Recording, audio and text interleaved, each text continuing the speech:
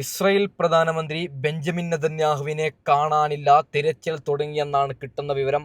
അമേരിക്കയിൽ 140ഓളം സൈനികർ കൊല്ലപ്പെട്ടു എന്ന നടുക്കുന്ന വാർത്തയാണ് വരുന്നത്. എല്ലാത്തിൻ്റെയും തെളിവും കാര്യങ്ങളൊക്കെ വെച്ചു തരാം. അതിനു മുമ്പ് ഒരു കാര്യം പറയുകയാണ്, യുദ്ധം ആപത്താണ്. ഇപ്പോൾ ഇറാനിൽ 4 പേര് മരിച്ചു വീഴുന്നുണ്ടെങ്കിലും ഇസ്രായേലിൽ 4 പേര് മരിച്ചു വീഴുന്നുണ്ടെങ്കിലും നമ്മളതിനെ ആഘോഷിക്കരുത്.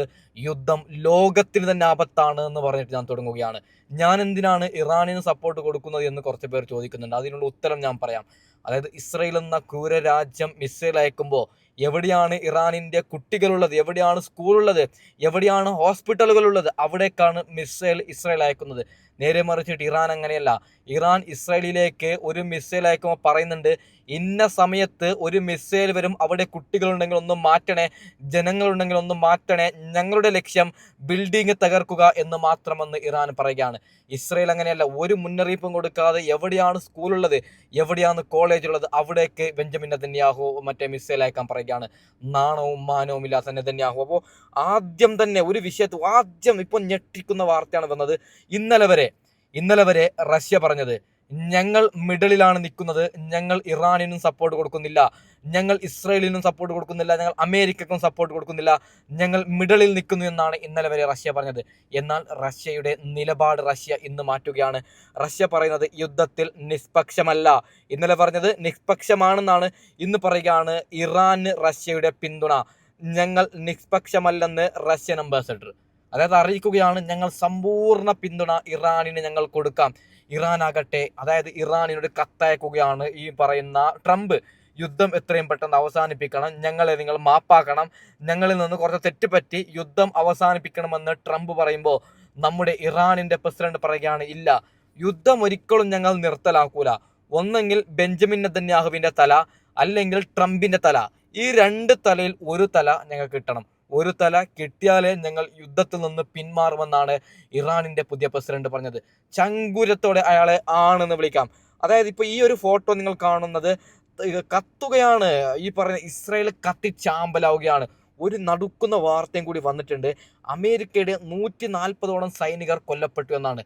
അമേരിക്ക പറയുന്നത് ഇല്ല, 4 പേർ മരിച്ചു എന്നാണ്. അതായത് 1000 പേര് മരിക്കുകയാണെങ്കിൽ അമേരിക്ക പറയുന്നത് 4 പേര് 5 പേർ മരിച്ചു എന്നാണ്. 100ലേറെ കെട്ടിടങ്ങൾ തകർത്താൽ അമേരിക്ക പറയുന്നത് ഒരു കെട്ടിടം തകർത്തു എന്നാണ്. അത് നാണക്കേടാണ്. ഈ ഡൊണാൾഡ് ട്രംപ് ലോക രാജ്യങ്ങളോട് പറയുകയാണ്, ഞാനാണ് എല്ലാം, ഞാൻ കഴിഞ്ഞിട്ടാണ് എല്ലാം എന്നാണ് ഈ പറയുന്ന ഡൊണാൾഡ് ട്രംപ് പറയുന്നത്. പക്ഷേ ട്രംപിന്റെ അമേരിക്കയെ ഇറാൻ ആക്രമിക്കുന്നു എന്ന് പറയുമ്പോൾ 2 വലിയ രാജ്യമായ ഇസ്രായേലിനെയും അമേരിക്കയും ഒറ്റക്ക് ഇറാൻ ആക്രമിക്കുന്നു. കൂടാതെ നിങ്ങൾ ഈ ഒരു ഫോട്ടോയും കാണണം. അതായത് ഇസ്രായേലും അമേരിക്കയും ഇരിക്കട്ടെ, ഇസ്രായേലിനെ ബഹ്റൈനെ, UAE, Qatar, Saudi Arabia, Jordan, Kuwait, Iraq തുടങ്ങിയ രാജ്യങ്ങൾ, ഒരു 7-9 രാജ്യങ്ങളെ ഒരുമിച്ച് ഇറാൻ ആക്രമിക്കുന്നു എന്ന് പറയുമ്പോൾ ആ രാജ്യം നമ്പർ 1 അല്ലാതെ യുദ്ധത്തിൽ, അതായത് യുദ്ധം ലോകത്തിന്, നമ്മുടെ കേരളത്തിന് തന്നെ യുദ്ധം വലിയൊരു ആപത്താണ്. മറ്റൊരു നടുക്കുന്ന വാർത്തയും കൂടി വരുന്നുണ്ട്. സൽമാൻ ഖാനെതിരെ കല്ലേറ്. അതായത് സൽമാൻ ഖാൻ ഒരു പോസ്റ്റ് ഇൻസ്റ്റാഗ്രാമിൽ അപ്ലോഡ് ചെയ്യുകയാണ്. ഇറാനിൻ്റെ, അതായത് നമ്മുടെ അയാത്തുള്ള ഖമാനി ഒരുമിച്ചുള്ള ഒരു ഫോട്ടോയാണ്. ആ ഫോട്ടോ സൽമാൻ ഖാൻ അപ്ലോഡ് ചെയ്ത അന്ന് മുതൽ സൽമാൻ ഖാനിന് നേരെ കല്ലേറുന്നതാണ്.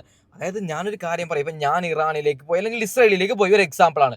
ഇസ്രായേലിൽ പോയി ബെഞ്ചമിൻ നെതന്യാഹുവിൻ്റെ കൂടെ ഒരു ഫോട്ടോ എടുത്തു, അതിനെ ഞാൻ അപ്ലോഡ് ചെയ്തു. എന്തില്ലെങ്കിൽ ഒരു രാജ്യത്തിൻ്റെ പ്രധാനമന്ത്രിയല്ലേ. ഇപ്പോൾ ഇന്ത്യയിലേക്ക് പാകിസ്ഥാനികൾ വന്നാലും പലസ്തീനികൾ വന്നാലും സൗത്ത് ആഫ്രിക്കക്കാർ വന്നാലും മോദിയുടെ കൂടെ ഒരു ഫോട്ടോ എടുത്താൽ അവർ എന്തായാലും അപ്ലോഡ് ചെയ്യും. അതൊരു പ്രധാനമന്ത്രിയല്ലേ. അങ്ങനെ നമ്മുടെ സൽമാൻ ഖാൻ ഈ അയാത്തുള്ള ഖമാനിയുടെ ഫോട്ടോ അപ്ലോഡ് ചെയ്തത് കൊണ്ട് പറയുകയാണ്, നീ സുഡാപ്പിയാണ്, നീ രാജ്യദ്രോഹിയാണ്. സൽമാൻ ഖാനോട് നാണവും മാനവും ഇത്തിരി ഉളുപ്പുമില്ലാത്ത തെമ്മാടികൾ പറയുകയാണ്. ഓക്കെ, നടുക്കുന്ന മറ്റൊരു വാർത്തയും കൂടി വന്ന്, അല്ല ഒരു മിനിറ്റ്, ഒറ്റ സെക്കൻഡ്, നിങ്ങൾ ഇതും ഈ ഒരു ഫോട്ടോയും കൂടി കാണണം. അതായത് ഇപ്പോൾ ഇസ്രായേലിലേക്ക് അയച്ചതാണ്. ഓക്കെ, ഇസ്രായേലിൽ നിരവധി പേർ, കണക്കില്ല എന്നാണ് കേട്ടത്. അത്രയും പേർ മരിച്ചു വീഴുന്നത് നല്ലതെന്ന് ഞാൻ പറയുന്നില്ല. കുട്ടികളടക്കം മരിക്കുന്നുണ്ട്, അതൊക്കെ ശരിയെന്ന് പറയുന്നില്ല. പക്ഷെ മുഖ്യധാരാ മാധ്യമങ്ങൾ ഈ വാർത്ത കൊടുക്കൂല. ഇസ്രായേലിൻ്റെ മാധ്യമങ്ങൾ പോലും വാർത്ത കൊടുക്കുന്നില്ല. ഇസ്രായേലിലേക്ക് ബെഞ്ചമിൻ നെതന്യാഹു ഒരു അറിയിപ്പ് അറിയിച്ചിട്ടുണ്ട്. അതായത് ഞാൻ കാണാതായാലൊന്നും നിങ്ങൾ എന്നെ നോക്കണ്ട, ഞാൻ ബങ്കറിനുള്ളിൽ എവിടെയെങ്കിലും ഒളിച്ചിരിക്കും. പക്ഷേ ഇവിടെ 1000 പേർ മരിച്ചു കഴിഞ്ഞാൽ ഒരുത്തം മരിച്ചു എന്ന് മാത്രം നിങ്ങൾ റിപ്പോർട്ട് എടുത്താൽ മതി എന്ന് പറയുകയാണ്. ബെഞ്ചമിൻ നെതന്യാഹുവിനെ കാണാനില്ല എന്ന് ഇസ്രായേലിൻ്റെ ഒരു മാധ്യമമാണ് വാർത്ത കൊടുത്തത്. ബെഞ്ചമിൻ നെതന്യാഹുവിനെ തിരച്ചിൽ തുടങ്ങിയെന്നാണ്. അതായത് പുറത്തിറങ്ങി നടക്കുന്നില്ല പേടിച്ചിട്ട്. ബെഞ്ചമിൻ നെതന്യാഹു പറയുവാണത്രേ. ബെഞ്ചമിൻ നെതന്യാഹുവിന്റെ അനുയായികൾ പറയുന്നു, ഇല്ല പ്രശ്നങ്ങളൊന്നുമില്ല, സുരക്ഷിതമാണ്, വന്നോളൂ നെതന്യാഹു, പ്രശ്നമൊന്നുമില്ല, വാ, ഇപ്പോൾ ഇറാനിന്റെ മിസൈൽ ഒന്നും വരുന്നില്ല, വാ എന്ന് വിളിച്ചാലും നെതന്യാഹു പേടിച്ചിട്ട് പോകുന്നില്ല എന്നതാണ്. നെതന്യാഹു പറയുവാണത്രേ, ഒരാഴ്ച അല്ലെങ്കിൽ ഒരു 10 ദിവസം കഴിഞ്ഞിട്ട് ഞാൻ വരും, എനിക്ക് പേടിയാണ്, ഞാൻ വന്നാൽ എൻ്റെ ജീവൻ പോകുമെന്ന് പറഞ്ഞിട്ട്. അതായത് നെതന്യാഹുവിനെ കാണാതെ കുറവിന് AI കൊണ്ട്, അതായത് ഇപ്പോൾ ഇസ്രായേലിന് വലിയൊരു വിമർശനമാണ്, നിങ്ങളുടെ പ്രധാനമന്ത്രി എന്തുകൊണ്ട് പത്രസമ്മേളനം നടത്തുന്നില്ല, നിങ്ങളുടെ പ്രധാനമന്ത്രി എന്തുകൊണ്ട് ഒരു വാക്ക് സംസാരിക്കുന്നില്ല. അപ്പോൾ അങ്ങനെ വിമർശനം വരുമ്പോൾ ഇസ്രായേലിൽ ചില AI നിർമ്മിക്കുകയാണ് നെതന്യാഹു സംസാരിക്കുന്നത് പോലെ.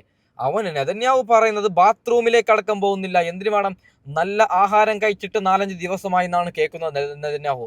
പുറത്തിറങ്ങാൻ പേടിയാണ് അവനാണ് പിശാച്ച്, അവനാണ്. അതായത് ഇപ്പോൾ ഉറച്ചു നിൽക്കുന്നത്, മറ്റേ നമ്മുടെ ഇറാൻ ഉറച്ചു നിൽക്കുന്നത്, അവന്റെ തലയെടുക്കാതെ ഞങ്ങൾ ഒരു കാലത്തും യുദ്ധം നിർത്തൂല എന്നാണ് നമ്മുടെ ഇറാൻ പറയുന്നത്. ഓക്കെ, നടുക്കുന്ന ഒരു വീഡിയോ ക്ലിപ്പും കൂടി വന്നിട്ടുണ്ട്. ഒരു യുവതി, ഭയങ്കര വിവാദമാണ് ആ യുവതി, സോണിയാഗാന്ധിയെ കുറിച്ച് കുറച്ച് കാര്യങ്ങൾ പറയുന്നുണ്ട്. നിങ്ങൾക്ക് എല്ലാവർക്കും അറിയാൻ പറ്റും. അതായത് നമ്മുടെ മോദി അണ്ണന് ട്രംപ് എന്ത് പറഞ്ഞു അതാണ്. ട്രംപ് നാളെ ഹർത്താൽ ചെയ്യാൻ പറഞ്ഞാൽ ഹർത്താൽ നാളെ. ട്രംപ് അടങ്ങിയിരിക്കടാ മോദിയും പറഞ്ഞാൽ മോദി അടങ്ങിയിരിക്കുക. അതായത് ഇന്ത്യയെ ട്രംപിന് വിറ്റു മോദി. ട്രംപിനെ പേടിയാണ് നരേന്ദ്രമോദിക്ക്. അപ്പോൾ അതിനെ കുറിച്ചിട്ട് നമ്മുടെ ഇന്ദിരാഗാന്ധിയെ കുറിച്ച് ഒരു പെൺകുട്ടി കുറച്ച് കാര്യങ്ങൾ പറയുന്നുണ്ട്. നമുക്ക് എന്തായാലും അത് ജസ്റ്റ് ഒന്ന് കേട്ട് നോക്കാം. ഓക്കെ, 1971 ഇന്ത്യ പാകിസ്ഥാൻ യുദ്ധം കൊടുമ്പിരി കൊണ്ടിരിക്കുന്ന സമയത്ത് അമേരിക്കയിലെ വൈറ്റ് ഹൌസിൽ നിന്നും പ്രസിഡന്റ് റിച്ചാർഡ് നിക്സൺ ഇന്ത്യയുടെ പ്രധാനമന്ത്രിയെ ഫോണിൽ വിളിക്കുകയാണ്. പാകിസ്ഥാനുമായുള്ള യുദ്ധം ഇന്ത്യ എത്രയും പെട്ടെന്ന് അവസാനിപ്പിക്കണമെന്നും അല്ലാത്ത പക്ഷം പാകിസ്ഥാനെ സഹായിക്കാൻ ആയുധങ്ങളുമായി അമേരിക്കയുടെ 7ാം കപ്പൽപ്പട എത്തിച്ചേരും എന്നുള്ള ഭീഷണിയായിരുന്നു നിക്സന് നൽകാനുണ്ടായിരുന്നത്. പാകിസ്ഥാനെ സഹായിക്കുന്നതിന് വേണ്ടി കപ്പലുകൾ അയക്കണോ വേണ്ടയോ എന്ന് നിങ്ങൾക്ക് തീരുമാനിക്കാം. എന്നാൽ എന്റെ രാജ്യത്തിന്റെ സമുദ്രാതിർത്തി കടന്നു വരുന്ന കപ്പലുകളും അതിലെ നാവികരും തിരിച്ചു പോകണോ വേണ്ടയോ എന്ന് ഞാൻ തീരുമാനിക്കുമെന്ന് അമേരിക്കൻ പ്രസിഡന്റിനോട് പറയാൻ ധൈര്യമുള്ള ഒരു പ്രധാനമന്ത്രി ഈ രാജ്യത്തിനുണ്ടായിരുന്നു. 3000-4000 മൈലുകൾക്കപ്പുറത്തിരുന്ന് ഒരു രാജ്യം അധികാരഭാവത്തോടെ ഇന്ത്യക്കാരെ ഭരിക്കുന്ന കാലമൊക്കെ കഴിഞ്ഞുപോയി എന്ന് അമേരിക്കൻ പ്രസിഡന്റിനോട് പറയാൻ ധൈര്യം കാണിച്ച ആ പ്രധാനമന്ത്രിയുടെ പേര് ഇന്ദിരാഗാന്ധി എന്നാണ്. ഇതിപ്പോൾ പറയുന്നതിന് ഒരു കാരണമുണ്ട്. ഇന്ത്യയുടെ ക്ഷണം സ്വീകരിച്ച് ഇന്ത്യൻ നാവികസേനയുടെ അതിഥികളായി 130ഓളം നാവികരുമായി എത്തിയ ഇറാനിയൻ കപ്പൽ IRIS ദേന അമേരിക്കയുടെ ആക്രമണത്തിൽ തകർന്ന് തരിപ്പണമായി.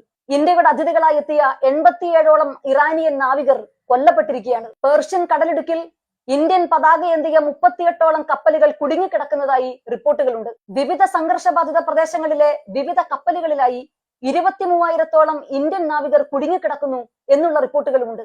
ഇപ്പോഴും ഈ രാജ്യത്തിന് ഒരു പ്രധാനമന്ത്രി ഉണ്ട് എന്ന് തന്നെയാണ് പറയപ്പെടുന്നത്. ഒരു കാര്യം കൂടി പറയുകയാണ്, നടക്കുന്ന ഒരു വാർത്ത, ഇതിനെ ഞാൻ എക്സ്പ്ലെയിൻ ചെയ്തിട്ട് ആ വാർത്തയിലേക്ക് കടക്കാം. അതായത് ഇവിടെ ട്രംപ് മോദി എന്ത് പറഞ്ഞു അത് കേൾക്കുകയാണ്. നാണവും മാനവും ഇല്ലാത്ത മോദി ഇന്ത്യയെ അമേരിക്കക്ക് വിറ്റു, അങ്ങനെ മാത്രം പറയാം. അതായത് ട്രംപിന്റെ കയ്യിലാണ് നിലവിൽ ഇന്ത്യയുടെ ഭരണം പോകുന്നത് എന്ന് കേൾക്കുമ്പോൾ സത്യം പറഞ്ഞാൽ ഞെട്ടുകയാണ് നരേന്ദ്രമോദി. നിങ്ങളൊരു പ്രധാനമന്ത്രിയല്ലേ, ഇന്ത്യ ബംഗ്ലാദേശല്ല, ഇന്ത്യ പാകിസ്ഥാനല്ല, ഇന്ത്യ വലിയ രാജ്യമാണ്. അമേരിക്കയെ പോലെ ശക്തിയായിട്ടുള്ള വലിയൊരു രാജ്യമാണ് ഇന്ത്യ. ഭൂപടത്തിൽ തന്നെ ഏറ്റവും അധികം സ്ഥലമുള്ള, സൗദി അറേബ്യയെക്കാളും അതായത് വലുപ്പമുള്ള ഒരു രാജ്യമാണ് ഇന്ത്യ. പിന്നെ എന്തുകൊണ്ടാണ് മോദി നിങ്ങൾ ഈ പറയുന്ന ട്രംപിനെ പേടിക്കുന്നത്? നമുക്കെതിരെ ട്രംപ് വന്നാൽ നമ്മൾ കൊടുക്കുക, നമുക്ക് അത്ര ശക്തിയും കാര്യങ്ങളൊക്കെ അത്യാവശ്യം ശക്തി ഉണ്ടല്ലോ നമുക്ക്.